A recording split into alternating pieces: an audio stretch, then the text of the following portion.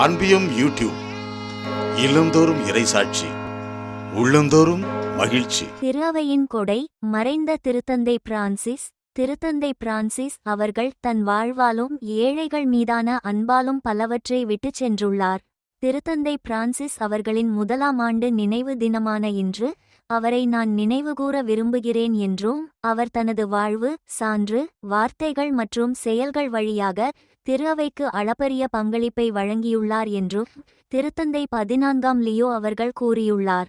மேலும் ஏழைகளிலும் ஏழைகள், விளிம்புநிலை மக்கள், நோயுற்றவர்கள், குழந்தைகள் மற்றும் முதியவர்கள் ஆகியோரோடு உண்மையிலேயே மிக நெருக்கமாக வாழ்ந்ததன் மூலம் அவர் இதனைச் செய்து காட்டினார் என்று திருத்தந்தை அவர்கள் தெரிவித்துள்ளார். உலகளாவிய சகோதரத்துவத்தின் தூதுவர் திருத்தந்தை பிரான்சிஸ் அவர்கள் மீது தான் கொண்டுள்ள மிகுந்த அன்பையும் நன்றியையும் தனது வார்த்தைகளால் வெளிப்படுத்திய திருத்தந்தை 14ஆம் லியோ அவர்கள் அனைத்துலகச் சகோதரத்துவம் குறித்து மறைந்த திருத்தந்தை பிரான்சிஸ் அவர்கள் இடைவிடாது விடுத்த வேண்டுகோளை சுட்டிக்காட்டினார்.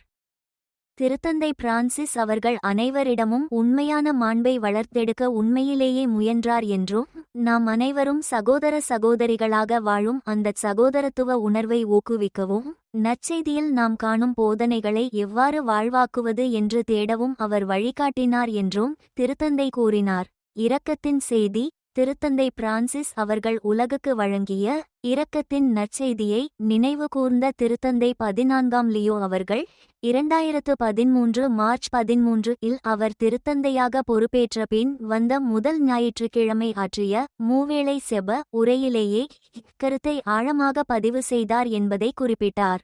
மூவேளை செபத்தின் போது மட்டுமல்லாது மார்ச் 17, 2013 அன்று தமது பணிப்பொறுப்பு ஏற்பு நிகழ்விற்கு முன்பாக நிகழ்த்திய திருப்பலியிலும் இரக்கம் குறித்தே உரையாற்றினார் என திருத்தந்தை எடுத்துரைத்தார்.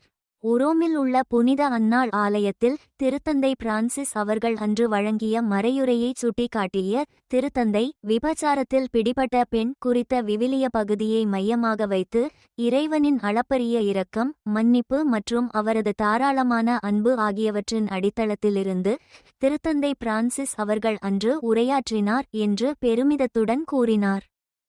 இறுதியாக திருத்தந்தை பிரான்சிஸ் அவர்கள் இறைவனின் இரக்கத்தில் இளைப்பாறி அதன் பேரின்பத்தை அனுபவிக்க வேண்டுமென்று இறைவேண்டல் செய்வோம் என்று கூறிய திருத்தந்தை அவரின் வாழ்வு அகில திருஅவைக்கும் இவ்வுலகம் முழுமைக்கும் இறைவனால் அருளப்பட்ட ஒரு உன்னதமான கொடை என்றும், இதற்காக நாம் ஆண்டவருக்கு நெஞ்சார்ந்த நன்றிகளை சமர்ப்பிப்போம் என்றும் கூறி தனது உரையை திருத்தந்தை நிறைவு செய்தார்.